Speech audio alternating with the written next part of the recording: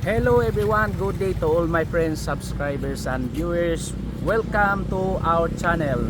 By the way guys, again this is Mr. Nino Umawas Caturza, your licensed real estate broker with PRC license 0015450. Now we are here at Loon, Bohol, or somewhere here in Katagbakan, Loon, Bohol. So as you can see, there is a international port going there, just few minutes, right? Makita man natin dyan. Then we have a property. The size is 3,966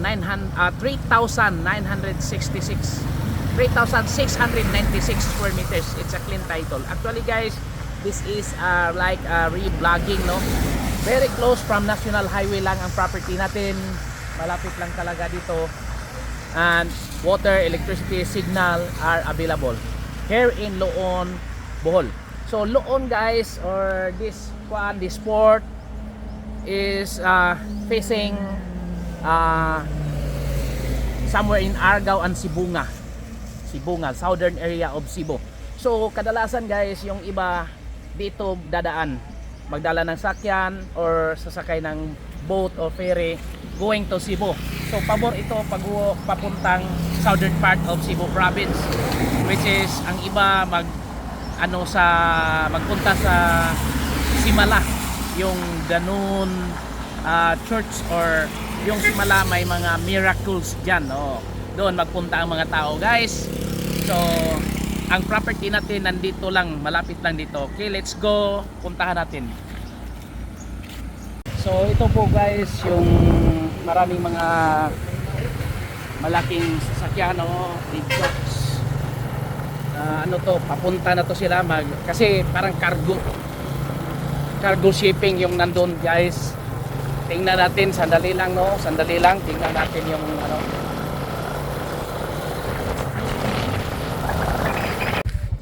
So ito po guys, yung Philippine Ports Authority, yung international port ng Loon. So yung pinakita natin kanina, no? So now we'll proceed to the property we are selling guys. Pinakita lang natin yung seaport. Okay. So ito po yung daanan guys. Pinuntahan natin sa approximately 400 meters away from National Highway lang po yung property natin. So malapit lang talaga. Very close from National Highway.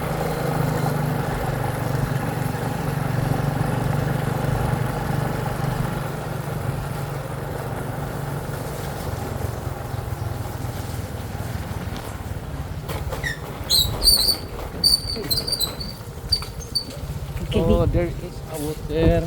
Ito po yun, linya ng tubig. So rock road na to, mga around 200 meters from rock road.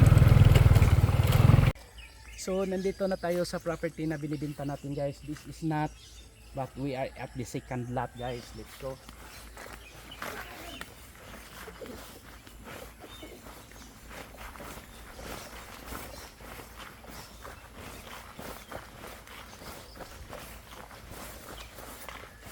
So this is the boundary line guys. Ito po yun. So I proceed oh. Dito po. Cameraman is out. So ito po yung ang boundary. This is 3,696 square meters. It's a clean title. So the one is selling is present in the title. They are still alive and kicking. So guys, ito po yung maganda dito ka, pwede ka dito magbahay. May mga coconut trees, malalaki. Pwede mo ayusin yung mga ano nila para marami pang makukuha na buko. May hayhayan, hindi yan pwede.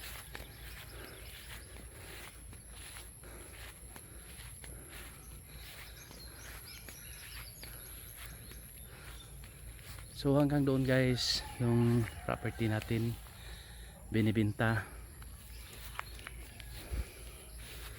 So yan po, maganda po talaga ang location. malapit sa Seaport Highway, Tagbilaran City. More or less nasa 30 to 40 minutes drive. Malapit lang po. Dito na tayo papunta taas, no? Okay.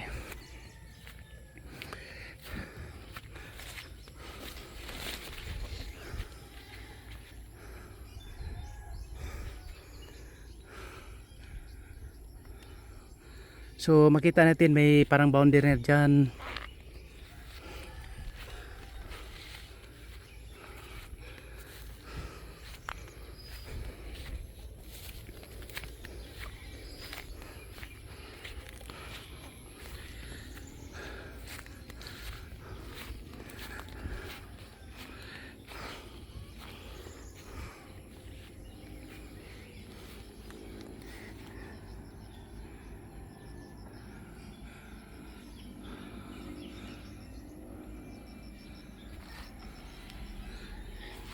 Pwede mo ito gawin resort, guys. Mountain resort.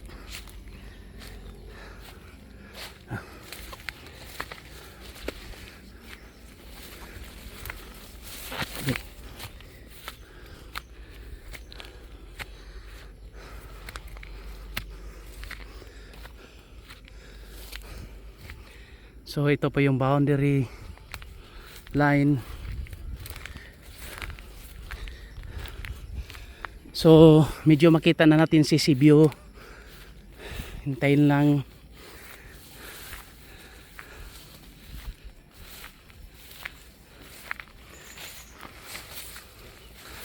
Sorry ha, hindi pa ako nakapag ano ng drone. Okay. Lawa.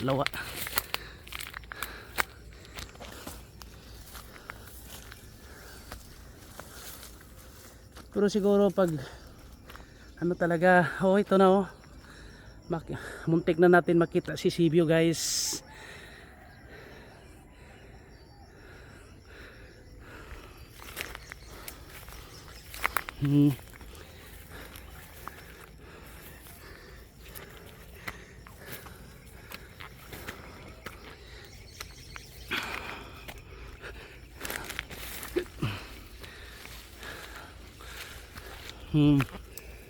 See, almost makita natin ang dagat at saka port. See,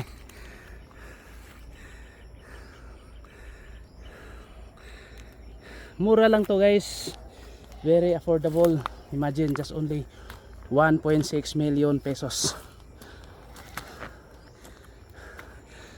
Pwede pa natin i-negotiate. So maganda to. See, makita yung white sand doon. Oh. May mga white sand beaches doon, guys, sa Sandingan Island. See, diyan sa mga katabi diyan may nabili namang mga nabilihan ng foreigner din, sabi ng may-ari. At ito, dito na tayo. Ang pinaka boundary, guys.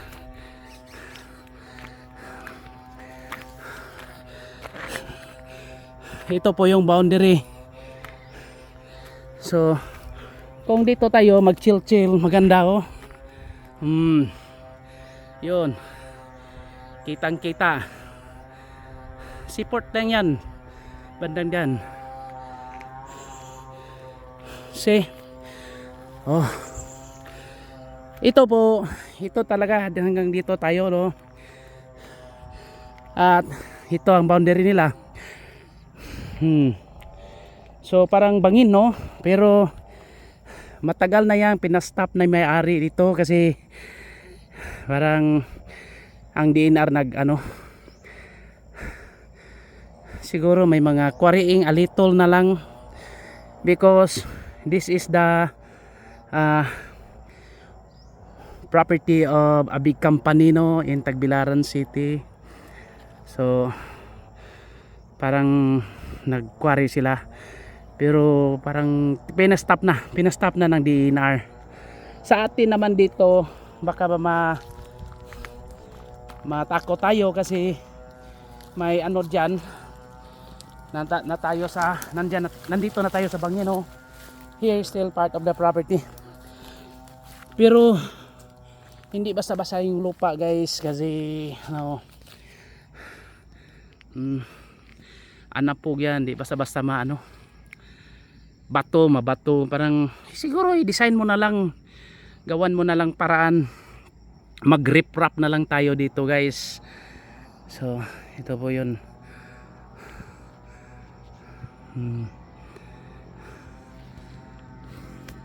So maganda dito guys pag ano tayo, mag-build tayo ng bahay, no? At mura talaga. Kasi kadalasan doon sa malapit, ranging already from 1,000 per square meter. Yung highway, mataas na ang presyuhan. Dito lang ako, mukha ng hirapan tayo sa kaliso dito.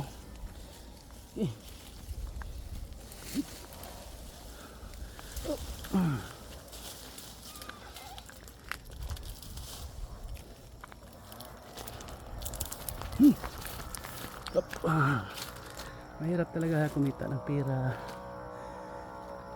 Okay lang, thank you Lord. So ito kasama pa to guys.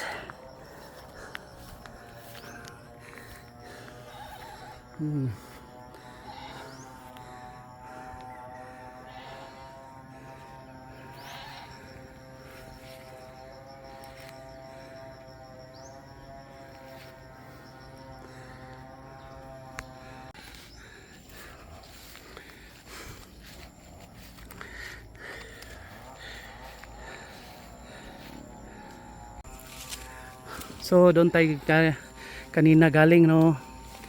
So pababa na tayo.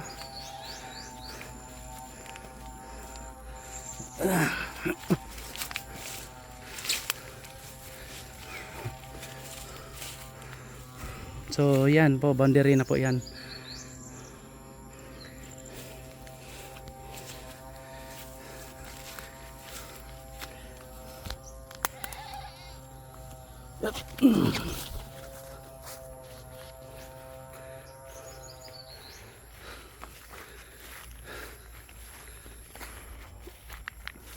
So depende sa pag-design ng architect natin guys. So maganda dyan, oh, magbahay ka dyan overlooking to the sea. So ito po yon ang boundary guys, nilagyan ng foreigner ng ano, bakod. So road na to guys, this is the road already. So doon go.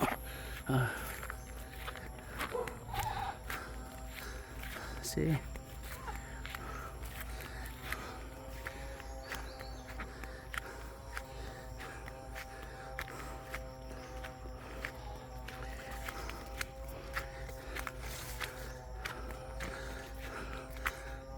Actually according to the owner, may part pa dito.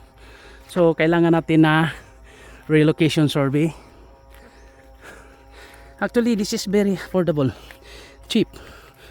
Then may nagyuta data-data yan sa likod guys, pero na-stop na dahil wala silang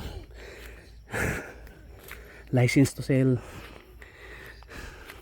So dito na lang tayo guys. So ito po yung boundary, no?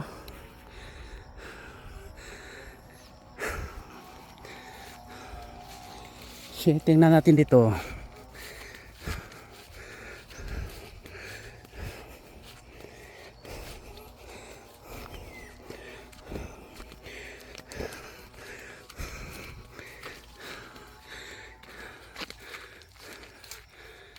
See, ito po yung boundary.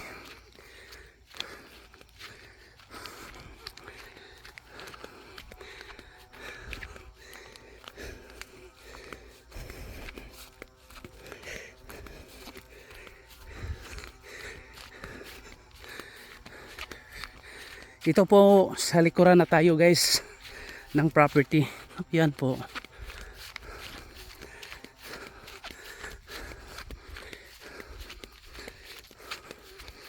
Yan.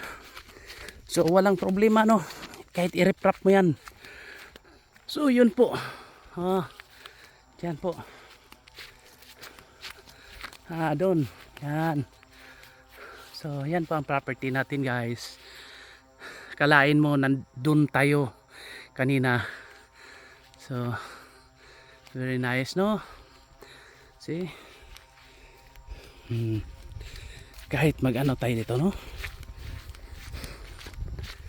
Tanong tayo maayos para maidiya talaga kayo.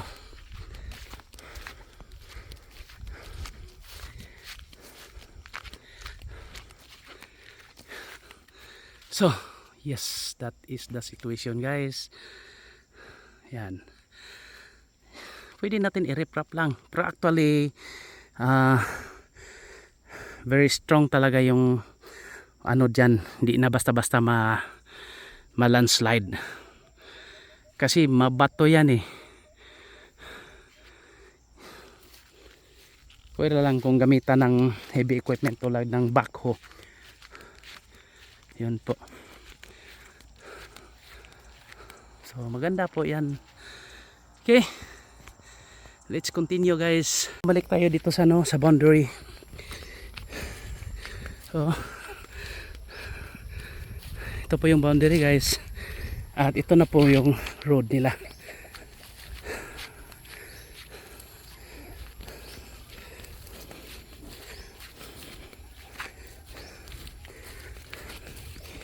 So rough road, mga 200 meters rough road guys.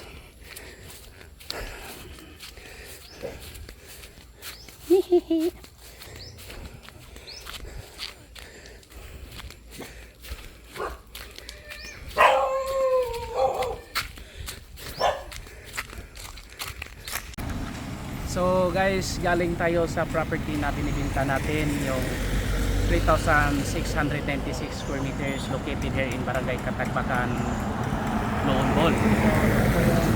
Papunta po yan ng Balilihan, shortcut to San Isidro, Antiquera, yon po yung daanan. Papunta itong Tagbilaran. Then ito po yung sentro, may gas station, marami na po mga business po.